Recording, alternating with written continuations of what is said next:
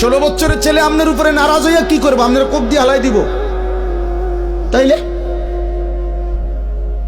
16 বছরের এই নাফরমান রাগ করলে করবেটা কি? ও বাড়ির থেকে বাইরে যাবে, তোরে বের করে দেন, যা বেটা নাফরমান বেটা। তুই যেহেতু আমার আল্লাহর দুশ্মন, তুই যেহেতু আমার মালিককে সাজদা করতে চাস না, তোর মতো গাদ্দারের ঘর আমি করব কেন বেটা? তোর মতো নাফরমানের জন্য আমি পয়সা রোজগার করব কেন বেটা? বাইরে বেটা তুই। আপনি দেখেন না ও বাইরে কি হইছে? আপনি মরে যাবেন ঠিক মতো। শেষ বয়সে 3 বেলা খানা পাইলে কেউ মরে না। কথা বলে না কেন? ঠিক মতো ভাত খাইলে বুড়া মানুষ মরে না। বিল্ডিং হইলে আর বুড়া মানুষ মরে না। ফুট 3 জন বিদেশ গেলে বুড়া মানুষ আর মরে না। বাড়িতে কোনো অভাব না থাকলে বুড়া মানুষ আর মরে না। তো এবারটা মরে কা? আপনি মরেন কা? আপনার তো কোনো অভাব নাই, আপনি মরছেন কিতেন? আপনার না 3 ফুট বিদেশ, আপনি কা মরলেন?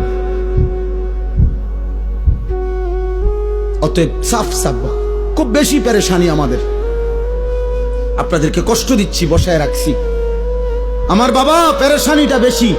সারা পৃথিবী জুড়ে, সারা দেশ জুড়ে, প্রতি ইঞ্চি মাটিতে ঈমান ইসলামের বিরুদ্ধে, মুসলিম কিশোর যুবক, মুসলিম সম্প্রদায়ের বিরুদ্ধে সকল ধর্মাবলম্বীরা, বিধর্মীরা প্রতিনিয়ত সর্বোচ্চ রকমের ষড়যন্ত্র করছে।